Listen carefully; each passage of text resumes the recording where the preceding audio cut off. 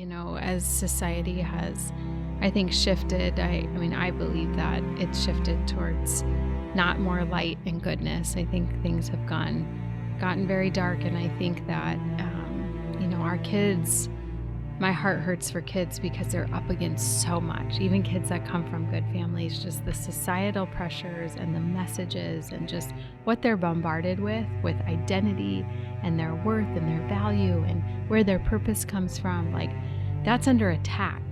And, if they don't have a firm grounding, and they will be led astray.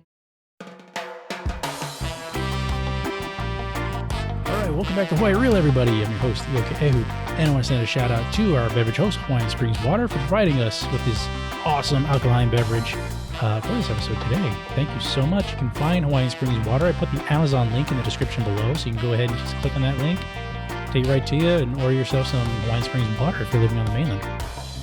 And this episode is brought to you by the Native Hawaiian Hospitality Association. The Native Hawaiian Hospitality Association was founded by iconic Hawaiian leaders who understood the implications, opportunities, and impacts that Hawaii's largest industry was having on the people of Hawaii, Hawaiian culture, local ways, and our state's natural and cultural resources. Supported by the Hawaii Tourism Authority, NAHA promotes and perpetuates the authentic spirit of aloha and Hawaiian culture in hospitality, industry planning, promotion, and product development. You're going to want to check out this great organization at www.nahha.com. All right, and we're back, and I have a very special guest here today, Jess Munoz. Did I say that right? Munoz. And she is the president and founder of Ho'ola Napua. And you've been a nurse practitioner for about 18 years. And you have like all these things you can pull up on your website and see what you've done. Like, you've been a speaker on TEDx, which is awesome, by the way.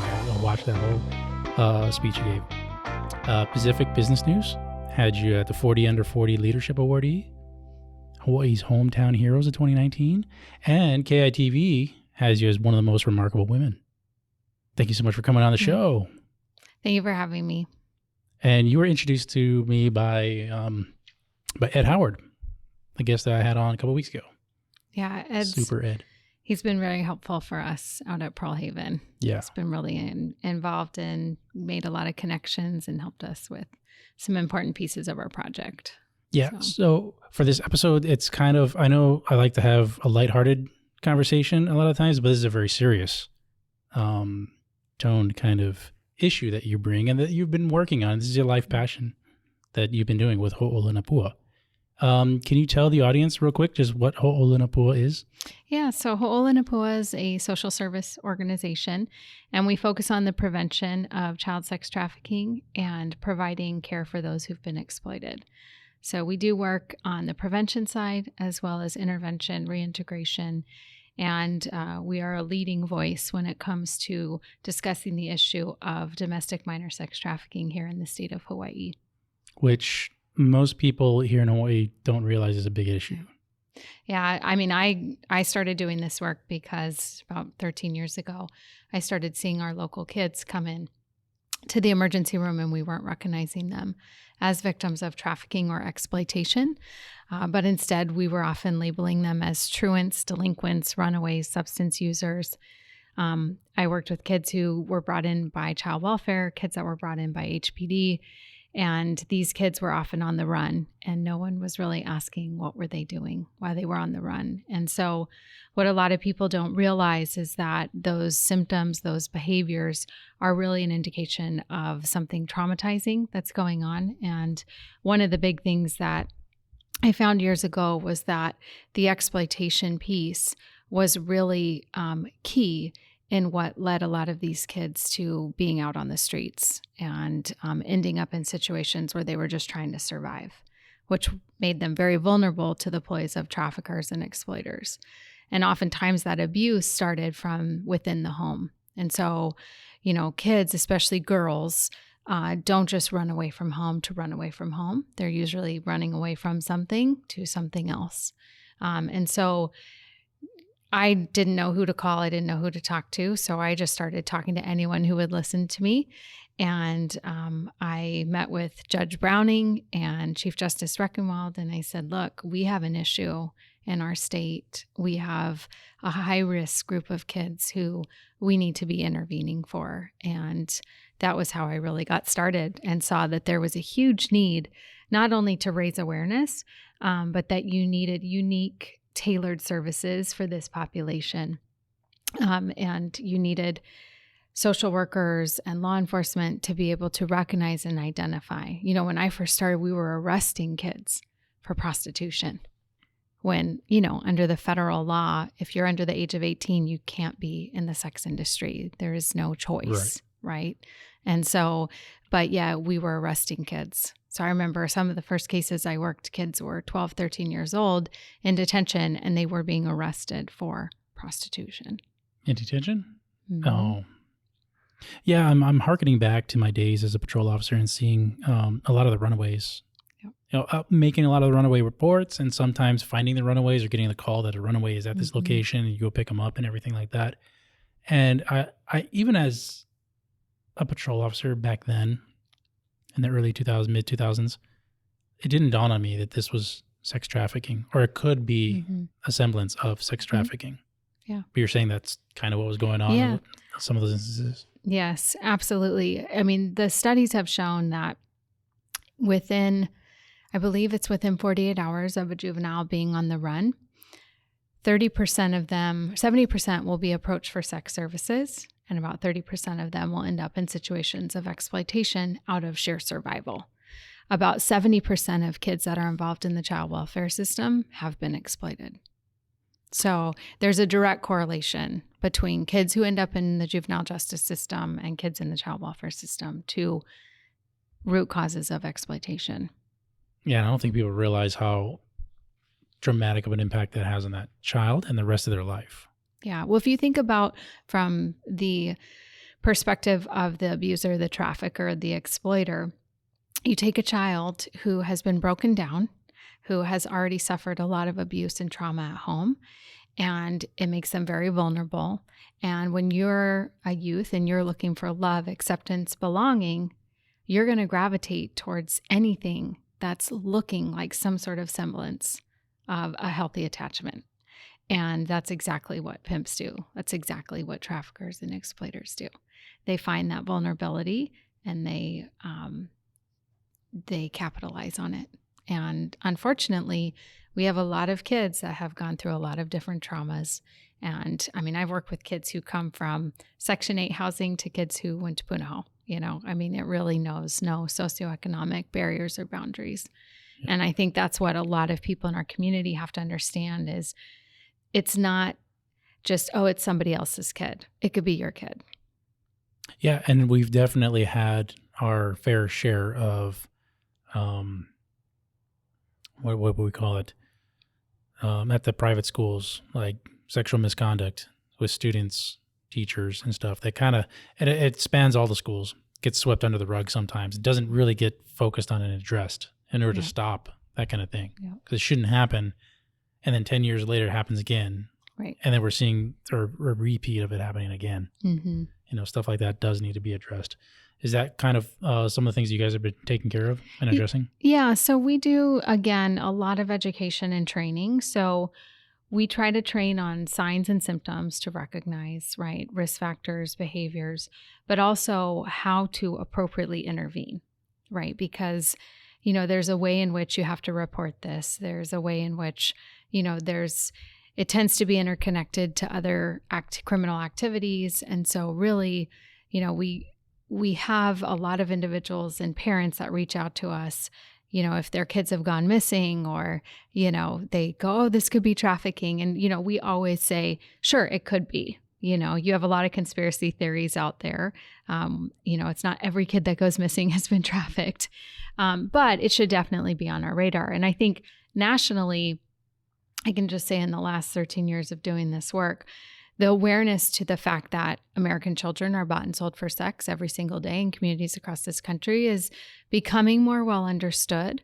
I think we can see just in what's happened in the last couple of years with the whole Epstein situation and just the awareness, right, that there is an issue, that it's not just kids and women from other countries, but that it's actually our American children, you know? And it's not just like the pimps on the side of the road. It's high-level politicians, wealthy people, movie stars. That are kind of funding and pushing this whole thing. Yeah. Well, it's a huge money-making industry, right? And we think, oh, it's the pimps making all the money. Well, yeah, they're making money, but so are the people above them, right? And this is an issue that if, as a society, we wanted it to stop, it could stop. I mean, there's a way to make this stop. You start dealing with the demand, right? Because if we didn't have people buying, we wouldn't need to sell kids for sex. How do it's supply and demand. So the only place in the world that trafficking has ever decreased was in the Netherlands, or was in Sweden, sorry. And it's because they adopted the Swedish model, which was going after the demand. So those who got caught buying their pictures were published in the newspaper. They were exposed to, their friends, their colleagues, their family that, hey, you were doing this. And that is the only place in the entire world where they've seen exploitation decrease. And was when they went after the demand. Like and public shaming? Mm-hmm. Yeah. So the University of Chicago did a study on sex buyers. And the two things that would deter people from buying sex were that their significant other would find out and that their colleagues or friends would find out. Yeah, no, I wholeheartedly agree that public shaming is a great deterrent for crime all around. Like if you know that you're going to get caught shoplifting from 7-Eleven and your picture is going to be posted out there, you're probably not going to do it.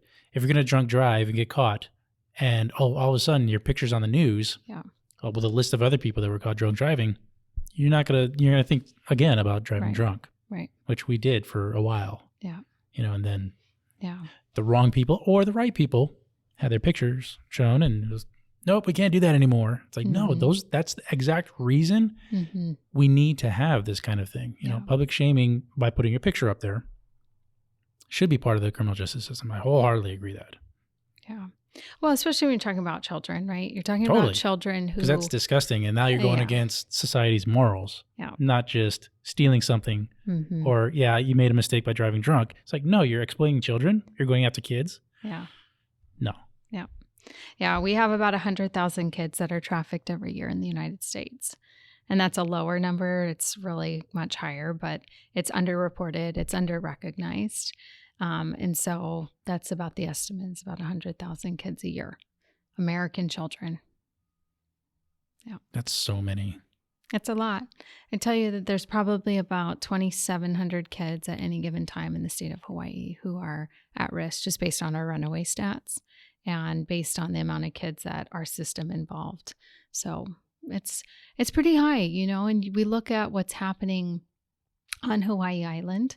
We have staff that work over there as well. And, there's a lot of need. There's a lot of kids that are hurting, and hurting vulnerable kids are very susceptible to the ploys of traffickers. And then you add in the drug component and you get kids hooked on drugs. And, next thing you know, you just have even more control.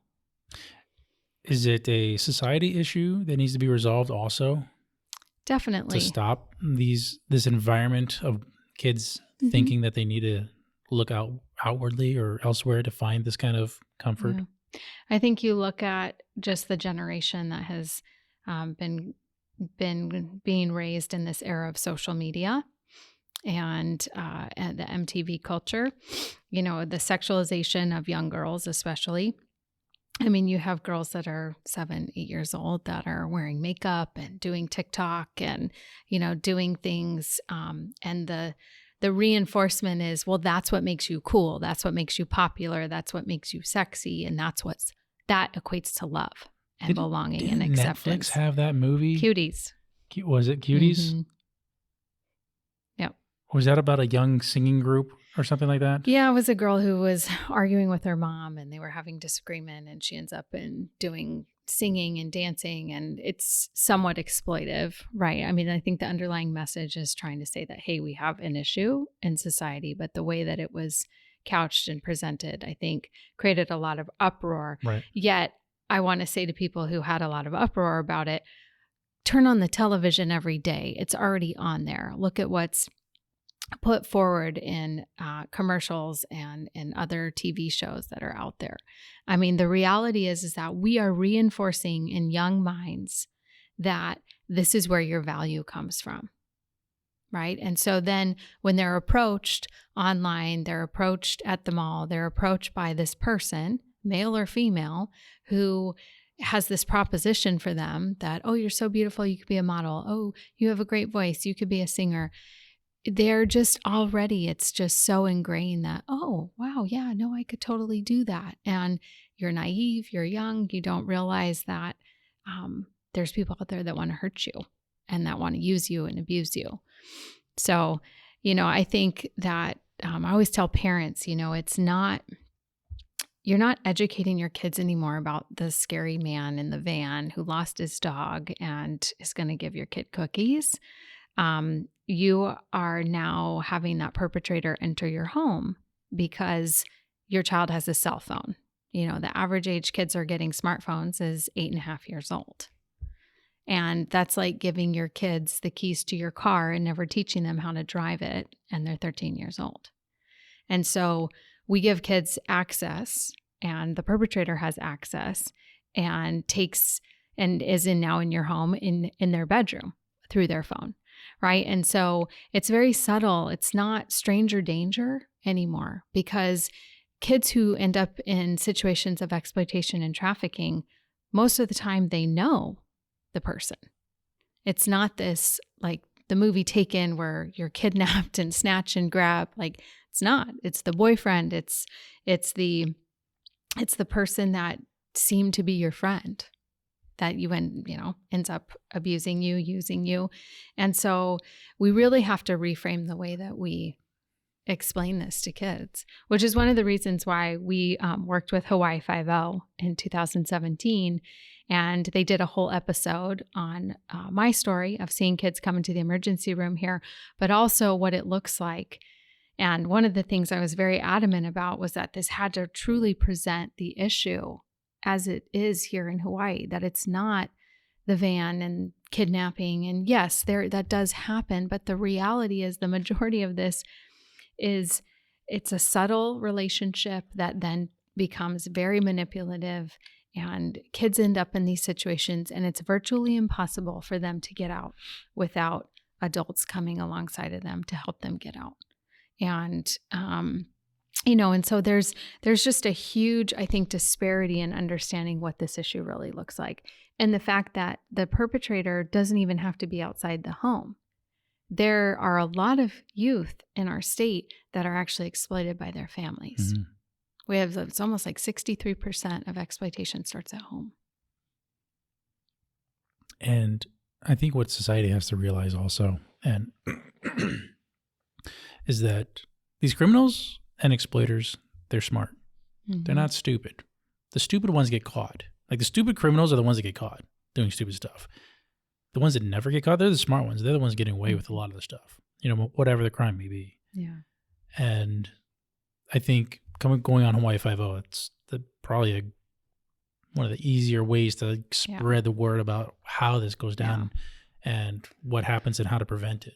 Yeah, it was pretty amazing. I just wanted to get the cast to do some public service announcements, mm-hmm. Just because there's importance with star power, right? You're trying to get the word out. You're trying to help people understand that kids are trafficked every day in our state.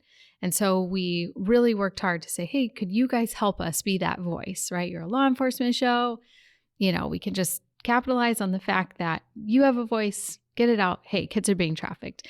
And then CBS actually came back to us and they wanted to do a whole episode. And that episode ended up having almost 10 million viewers. And it's still, you can watch it to this day. It's one of their most watched episodes. But I also think it, as accurately as Hollywood can do it, portrayed what this issue looks like. And I think it also highlighted the importance of the services that are needed, right? And so, one of the things that we've realized is you can train people to recognize, identify, but then what do you do? Right? You have to have a systemic shift in order to, hey, we have a youth that's been exploited. Now what? And so the now what has really, I would say, over the last 12 years has been a huge piece of the work that I've been committed to doing, which is really this systemic shift, this systemic change, which is getting the screening, getting the identification, getting unique services in place, and trying to create a shift in the system so that kids that were just couched as high-risk kids are actually truly getting that intensive, screening and intervention so that, hey, if they haven't been exploited, then let's at least try to get them on a path so that they don't end up exploited. And the reality is that most kids who've been exploited won't disclose. Shame. Yeah. I'm going to give you one of my crazy questions. If you had a lamp and you rubbed it, genie came out, granted you 3 wishes, what problems or what issues would you try to fix with those 3 wishes that you could just, boom, make happen right away? I would end demand, which would stop people from buying sex from kids. What is demand? Those that are buying sex, those that are contributing to why we have this problem. So you would stop people from wanting to have sex with minors. Yeah. Okay.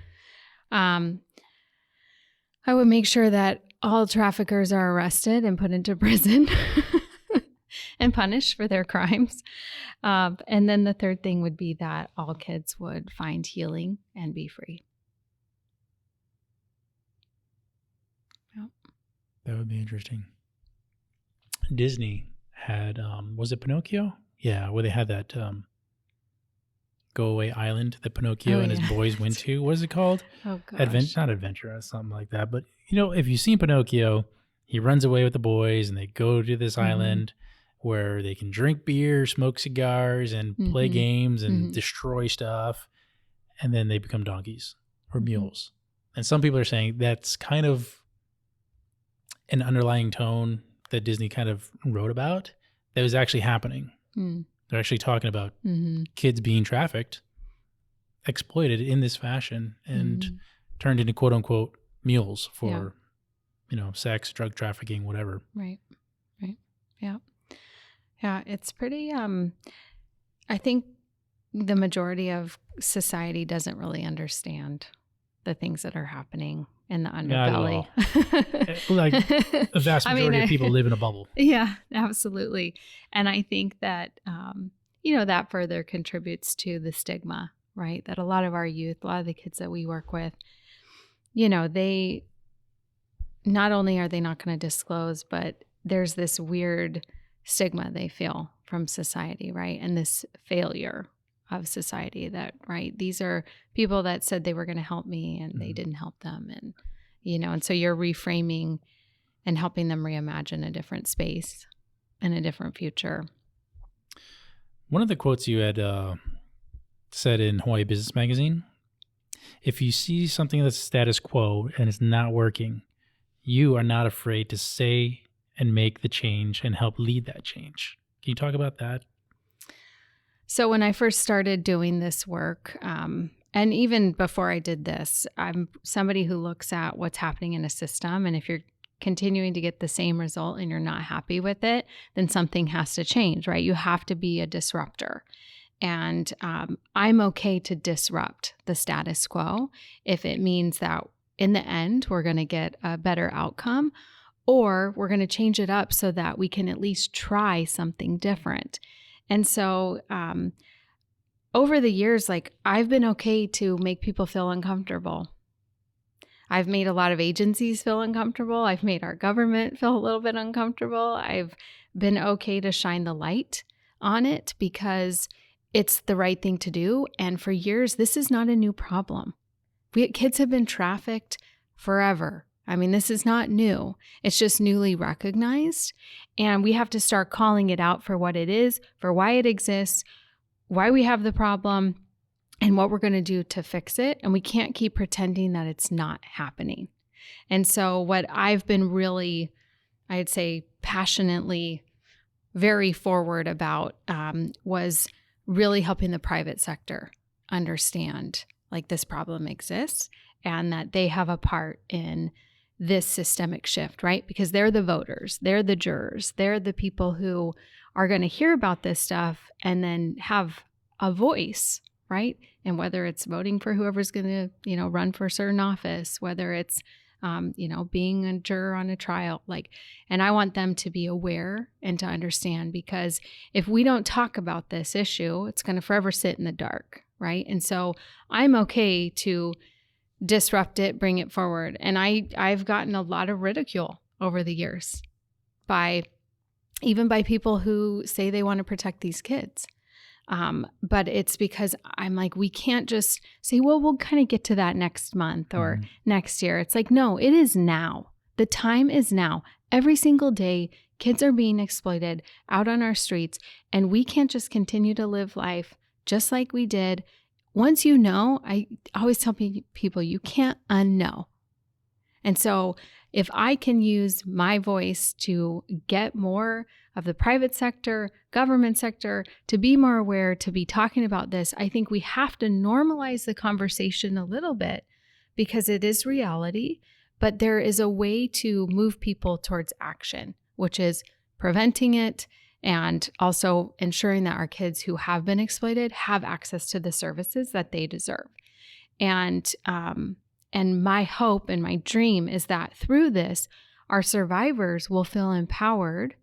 They won't feel shame and they won't feel stigmatized, so that their voice can then have a platform, and that they're going to be the ones driving a lot of the shift, because I've never been trafficked. I've never been exploited. I'm willing to help make the door open so that those individuals can share their story when they feel safe, because these are human beings. I think sometimes when we talk about this issue, it seems like, well, it doesn't seem real. And these are little lives that are being destroyed. And then it hits the news and everybody's like, what? I didn't know that happens. It's like, it's because you don't look outside. Yeah. You don't read between the lines. Yeah. Which I think I get what you're trying to say, is that it shouldn't have to be reading between the lines. Yeah. It should be in the newspaper. It should be on KITV. It should be, on the news when it does happen. And it does, make newsworthy stuff. I understand a lot of times, they don't like to report stuff because it's juvenile victims or whatever. But I mean, there's ways to do it.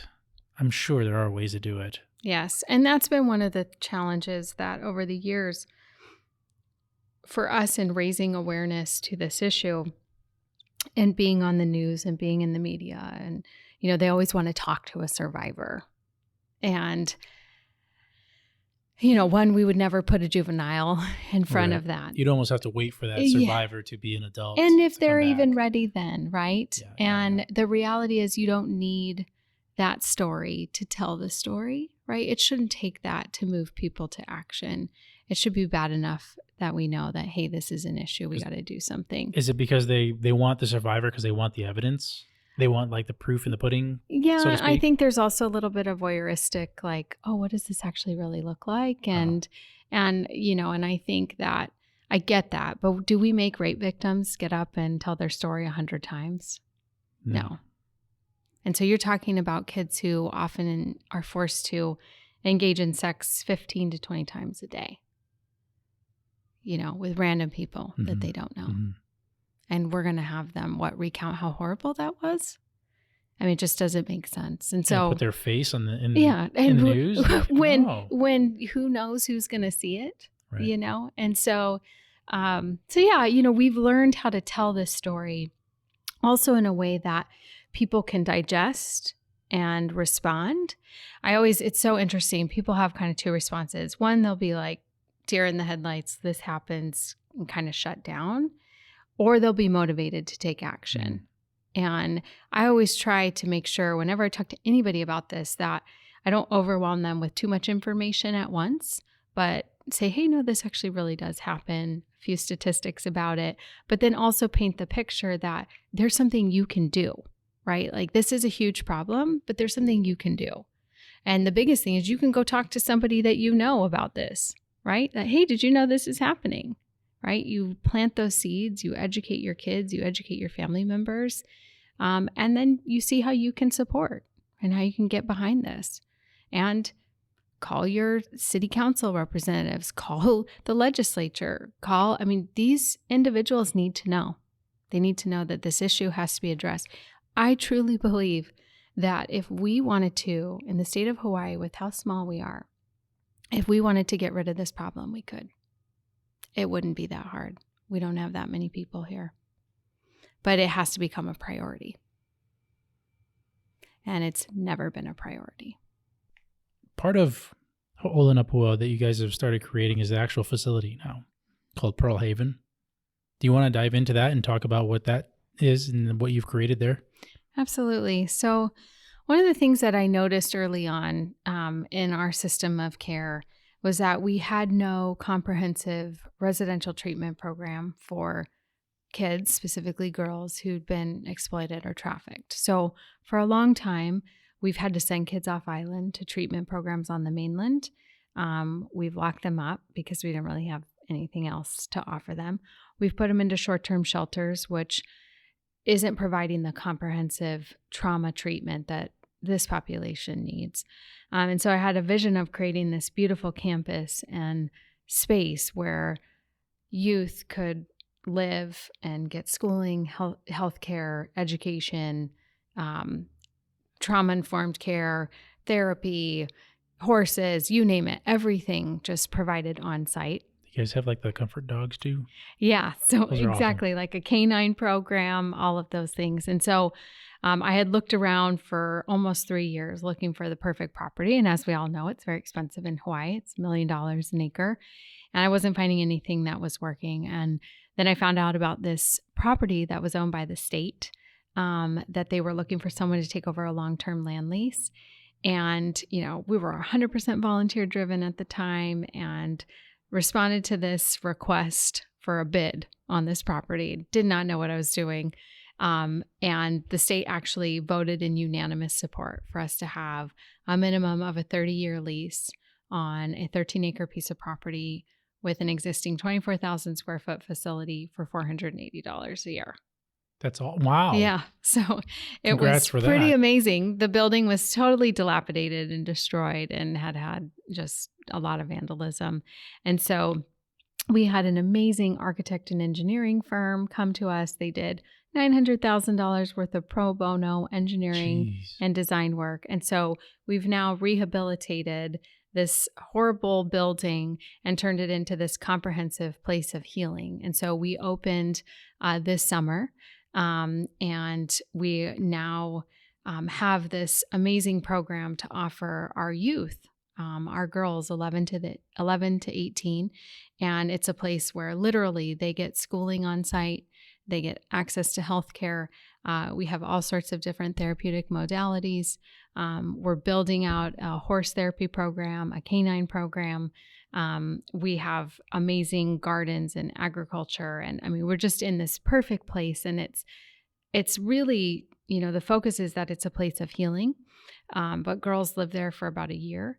And one of the things that is interesting is that when I first started in 2009, there was only 50 residential treatment beds for kids who'd been trafficked in the United States. Now there's less than 600 treatment beds. So the need for comprehensive aftercare and treatment is huge, not just in Hawaii, but nationally. And so my vision is to create this model program that could be replicated in other places. So of course, we do the prevention work. We're in schools doing education. We do all this training. We work, our Hoku Group Services does a lot of work with resiliency and empowerment. We work in 9 youth facilities, including detention and corrections. And so we see these kids kind of funnel through all of these different placements. And so our hope is that Pearl Haven is a place where you're really dealing with the core root of the trauma. And so that you're giving kids the coping skills to be able to move forward with their life, to help them reimagine what their future can be, but also that they get the opportunity to experience new things. So for a lot of our youth, they don't really know what they like, what they're good at. And so if we can create healthy attachment to other things, it detaches them from those unhealthy relationships that the trafficker, exploiter, abusive family can have. and those attachments that they can have with them. And so we've really built this amazing program, and I'm just so thrilled because now we finally have a place for our girls to go, and our girls from all across the islands. We also run a mentoring program. We work one-on-one with youth who've been exploited or high risk. So they don't have to be in treatment. We have kids that are homeless and kids who, are out in shelters, and we still provide that support for them. And that advocacy piece. We work alongside law enforcement, specifically Homeland Security investigations. We have an MOU with them, and so we actually provide a lot of victim advocacy and really want to make sure that we're responding in a trauma-informed and trauma-responsive way. So when you say trauma-informed, what does that mean for the layman? Yeah, so oftentimes you'll come into a situation with a survivor, and it's one where you think, well, great, now that I'm here to protect you, I'm here to get you out of this, you should be fine, right? Instead of coming and approaching it that this individual still has connection and still feels a bond to their abuser, their trafficker, right? And understanding that the way that you approach them, the way that you intervene has to have a lens that understands that, wow, this person has gone through a lot. I need to be careful about the language I use. I need to be careful about the way I approach them. So oftentimes, especially with law enforcement, right, is that there's this, well, we're here to save you, to rescue you, to get you out of this. And it's like, well, she's probably not looking at it that way, right? And yet she doesn't know anything else. She doesn't necessarily feel safe. So we do a lot of training and education with social service providers, law enforcement around how that initial response and that initial relationship building starts, and what does that look like and how to set you up for success, but also how do we ensure that the youth feels safe, right? So that they, ultimately we all understand there's process and there's a way that information needs to be disclosed and all of those things that, help these cases move forward, but it has to be on their timetable. Right. And especially when there's that connection with substance use, and there's a lot of mental health pieces that go into it too. And so just helping providers and those who really want to help this population know how to better intervene and respond. So, and knowing that behavior is the language of trauma. So, when somebody's doing something and you're thinking, God, why are they doing that? That's so, rude, so, vulgar of them. It's like, well, that's actually their trauma speaking, right? And so helping people understand that, create compassion, create empathy, and so that hopefully our interventions will be more successful. Yeah.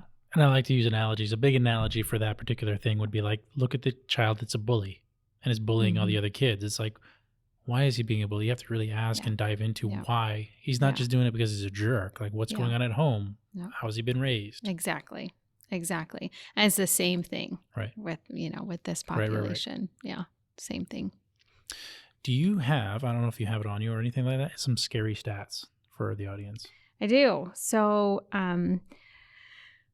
we worked with Arizona State University. So they have the Office of Sex Trafficking Intervention Research. And some of their research was funded looking at the state of Hawaii and looking at what's happening here. And so one of the things that they found was that the average age kids are trafficked in Hawaii is 11 years old. Jesus. The rest of the country is 14.3 years old. Why the disparity? So some of the risk factors were sexual abuse and molestation within the home, higher rates of incest. There was also the poverty factor with, lower income, more rural community. But then also just geographically where we're located. We're in the heart of the Pacific. We have tourism, we have the military, we have international business and travel, and all of that contributes to a more robust market. Like higher demand. Rates of multi-generational homes too. Yes, exactly. And so what's crazy is that on Hawaii Island, actually the average age is 8.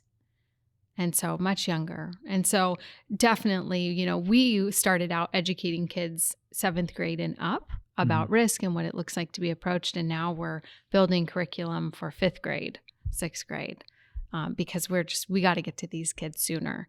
Right. And so the other thing is that 3 out of 4 victims knew their trafficker. So like I said earlier, it's not the scary man that crawled out from under the bridge. It's really somebody that you know. We have about 48,000 ads were posted for commercial sex in Hawaii in 2019. 48,000 sex ads. Doesn't mean they were sex ads of kids, but it just speaks to the robust demand. So they also did Arizona. Well, what is that? What is the sex ad? You have 48,000 of those. So what is one of them? So basically, it's an individual. It's some picture, and there's a description of, what the services that they can provide. That you can call this number, and you can basically arrange for somebody to come meet you, or they can, Is this like online on social media or online. Craigslist? Like where do people find So these? before, there was a lot on Backpage, but obviously Backpage shut down in, I think it was 2019. Backpage was shut down by the federal government. But you can find it on Craigslist. You can find it on, there's a whole bunch of other websites that this can be posted. So we have quite a few that are posted in our state. And so one of the first studies that ASU did actually looked at demand. And through posting a normative ad, so an ad that looked like other ads, they watched to see how many hits it got within 24 hours. And it was like 417 unique hits. Wow. And so when they distilled down the statistics. I don't even get that with this podcast. Like that's a lot in a day. Yeah. It's a lot. And so when you distill down the statistics, they left the ad up over 2 weeks, but it showed that about 1 in 11 men are looking to buy sex every day online in the state of Hawaii. And when they've done this in other places like LA, Phoenix, Atlanta, 1 in 20, 1 in 25, 1 in 30. So 1 in 11 is pretty huge. It's pretty huge. That's a lot. Yeah. And it showed too that 70% of the demand came from 808 phone numbers. So when we say, oh, well, it's tourists, it's not. It's a homegrown thing. Did it differentiate between island at all? So they did do it on Hawaii Island. I just can't remember off the top of my head. But statistically, it was very similar, even though the population is obviously smaller. So the ASU study, was that looking at the state as a whole? Or is so they looked at Oahu and Hawaii Island for this specific study. Yeah. So, yeah, it's very interesting, when you start looking at the statistics and just kind of seeing the trends and the correlations and the high-risk things that we're up against here. And yeah, those are ridiculously high numbers. Yeah. I was not aware at all, even close, that was what was going on. Yeah.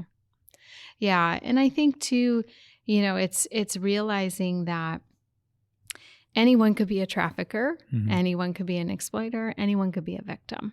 And I think sometimes we think of this stereotypical, like you were saying earlier, the pimp that's on the side of the street, it's like, no, that's not all what it looks like, right? Look at the trial that's going on with, Maxwell, right? Yeah. And it's... Was her first name Jelaine or something like that? Giselle. Yeah, just something like that. Yeah.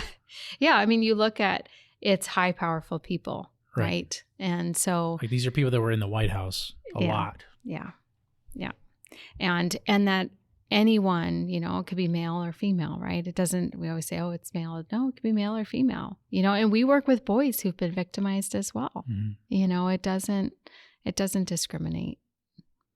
I think the big picture that people need to take away from any of these talks is that, and I've tried to tell my boys this and teach them this too, is that there are evil people, period. Like they're disgustingly evil. There are people that make mistakes. There are criminals that make mistakes. There are people that are traumatized and, they grow up in, a bad household or whatever. And so they end up having problems. Not necessarily evil. Maybe they can be, I don't know, what's the word, taught, what, how to live a proper life or anything. But then you have a small percentage of evil, freaking evil people. And being in law enforcement, you see that. It's not every day. It's not all the time, but you do see that every now and then.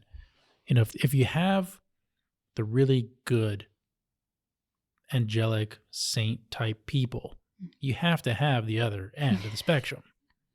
And there's a lot of those people out there, you know. And yes, these people are capable of really nasty, disgusting things.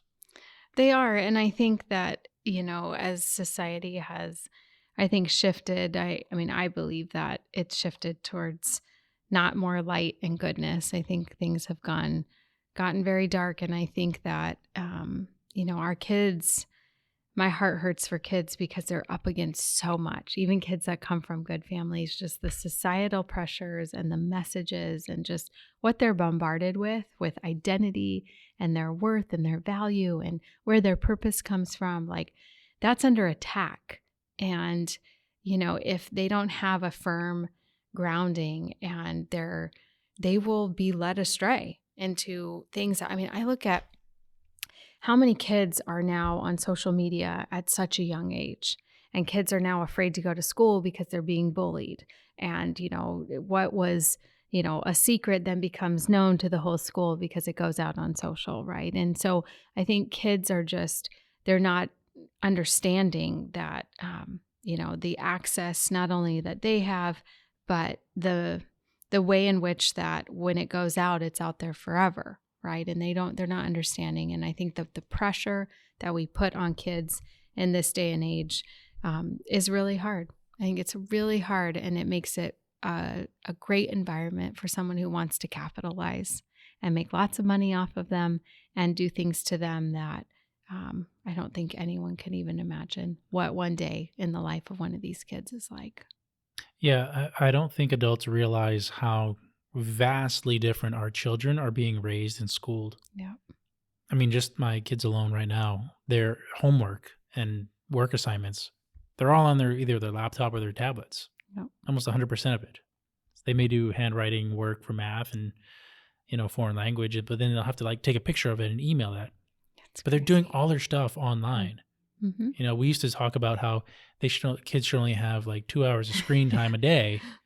And then now they're up to 8 to 10 hours just for school, and that leads into being in these social networks and connecting with people. And they're far more connected network wise with their peers in school than I ever was. Yeah. Oh, I always think about that. Like, what would I have done if Facebook was around when I was in high school or even junior just high? Email. What if you had everybody in your classes email? It's so crazy. Right there in your fingertips, and you had a computer with you and all you're day, 9. every day. Right, and you're online. Adults today just do not comprehend what these kids are going through, and what I know we're training them and teaching them to be successful for the future. We're not teaching them to be successful for the past, but that also falls into play when you're talking about online safety. Yeah. And I think that that's what's really scary is we try to be as safe, right? I think parents, most parents try, but the reality of what kids can have access to so quickly that they don't even know, and I think because of the generational divide and not really understanding, how to really set up that safety net and what does that really look like? Parents, one of the things we did during COVID, during the pandemic, because, the amount of sexual abuse material online of youth went up significantly. I think the National Center for Missing and Exploited Children reported a 90% increase during the first 6 months of the pandemic lockdown.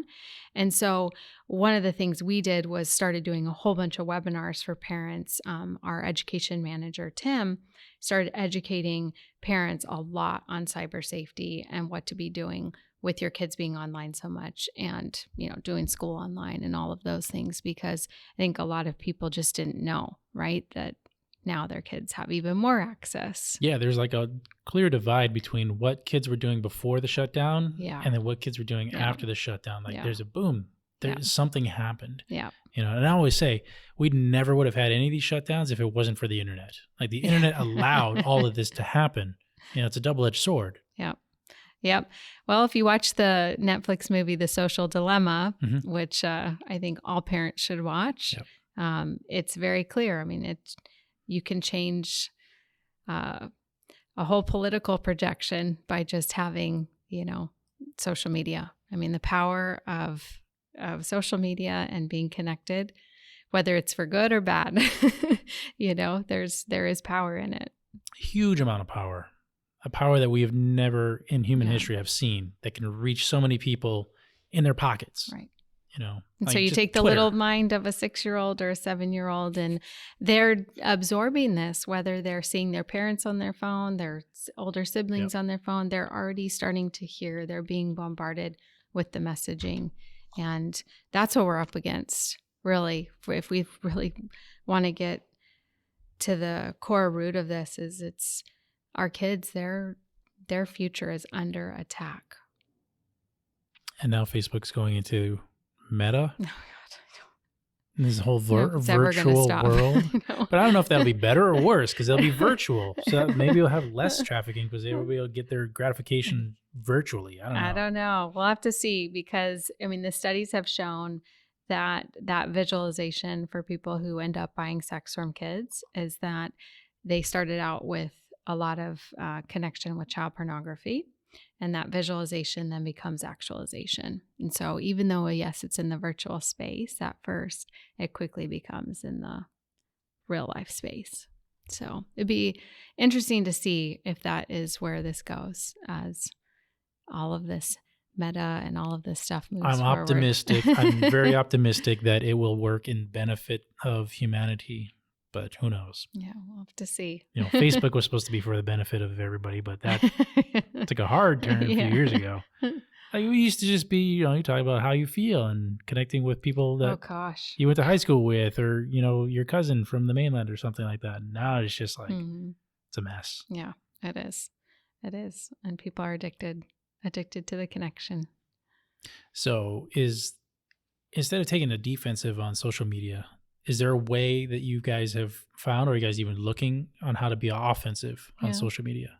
Yeah, so we really try to balance not too much of the statistics and the scary part of it, right? We try to use that platform to educate people, help raise awareness, but also talk about the good that's happening and the testimonials of youth and young adults that are in our programs.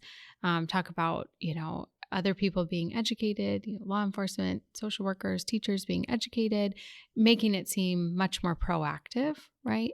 But also, you know, we want to put out a lot of positive messages as well, right? That helping kids, because we have a lot of kids that youth that follow us, and we want them to know that they have a voice and that they can take a stand, that they can be active justice seekers in their community, and really putting them more on the, hey, let's protect your generation, you know? So we try, you know, and it's a balance between all of those things. And, you know, we found that too much on the dismal side can make people kind of tune it out. Right. And so it's balance. Yeah. People don't like to watch things that upset them too much. But we definitely, with some of the statistics, I think, you know, we try to pick one a week that we kind of hone in on and kind of discuss. So, but yeah, we enjoy, you know, having that platform to get it out there so that, you know, we have a pretty big following. I think between Instagram and Facebook, we have about 16,000 followers, which is pretty good. We need to bump those numbers up. Yeah, we do. What do they say? Those are amateur numbers. No, you need to bump those numbers up. Yeah. But yeah, especially for something like that. What would you recommend for parents out there to know? If the parents of like teenage daughters are 11, 12 years old. So I would say first and foremost, you should know where your kids are. And you need to know who their friends are. And you need to ask questions and be nosy. Yeah. And not, I hear so many times, well, I don't want to invade their privacy. You're not here to be their friend. You're here to be their parent, you know, and they hear my voice right now and be like, F that shit. I know. You have no privacy. Sorry. No, you You're don't. A child. You don't. And you have to open up the conversation. You have to be having this conversation. But also, like I always tell parents, like your kids' phones shouldn't be in their room. They should be out, especially at nighttime when everybody's going to bed. Central place, living room, kitchen. It's where it is. You have like a central charging place where all the phones, okay, plug them all in right here. Yep. Yeah. Because there's just too many things. There's too many temptations. And I think too, if you, for 1 second, are a parent who thinks this would never be my kid, I would just caution you, don't ever say that, because I can tell you how many parents I've sat with, who I've cried with, who was their kid.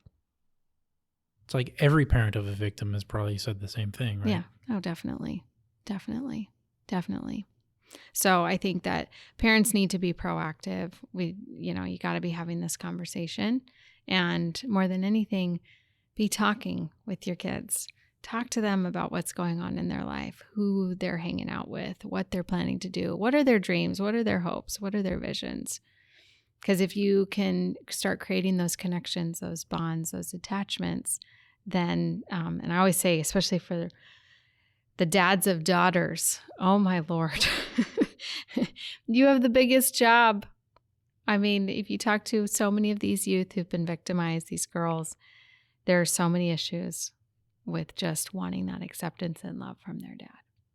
And so they'll get it from somewhere else. It's like boys and girls, but definitely for the girls, for the young girls out there, that there's a much faster and easier route of falling off that cliff than for boys. Yeah, definitely. Like boys will get in trouble, they'll turn to crime or whatever, but they may get away with it. I don't know. Steal cars or something. Don't steal cars. Okay, in the last few minutes, do you have anything else that you want to bring up for the audience? Let me go over the questions real quick. No, I mean, I think that, anybody who's listened to this podcast, I'll just encourage you to learn more about what's happening. Yeah. You can go online. There's lots of good information that's out there. But be aware and be knowledgeable, and, use this holiday season to, reconnect with your kids, reconnect with family, build those relationships, build those bonds, and don't be afraid to talk about this issue, because while it's disheartening and it's horrible and it's sad, there's also power when people come together. And, I always talk about shining the light. And when you start by just one spark of light and you pass that on to someone else, then you create this chain reaction, and there's all sorts of light around this. And then it's exposed, and then we can actually deal with it. So we can't bury it anymore. We have to do something about it. And we live in a beautiful place here in Hawaii. And I think we all embrace just the beauty and the joy that's here and that nature brings us here. But there is a part that we have to expose and we have to get real about, because the future of our kids is on the line. And bring back shaming criminals. Just do that. That'll stop a lot. Yep. It's probably the reason. Yeah, it's like you discussed earlier. It's probably the reason why we don't have it, because it's so effective. That's Hawaii for you. If it sounds reasonable and thinks it'll work easily, let's not do. We can't do that. Go figure. No comment. No comment. Yes. All right. It's been so great having you on, Jess. Thank you. And I wish you the best of luck. If there's anything else we can do to help you in the future, please don't hesitate to let me know. Yes. Awesome. Thank you. And I appreciate the time and appreciate everybody listening. And check out our website, www.hoolanapua.org. It'll be in the description below. And remember, subscribe. If you listen to it this far, you should be subscribed. All right. Stay happy, Hawaii.